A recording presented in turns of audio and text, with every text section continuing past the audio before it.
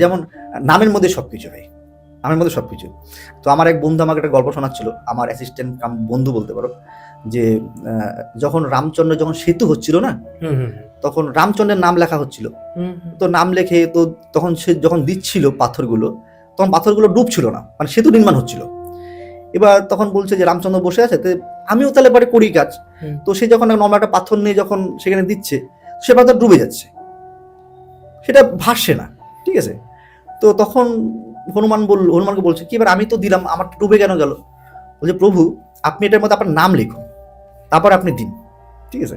যখন তার নাম লিখলো, যখন সে দিল সেখানে, তখন সেই পাথরটা ভেসে উঠছে। মানে নামের মধ্যে সবকিছু, নামটার মধ্যেই সবকিছু।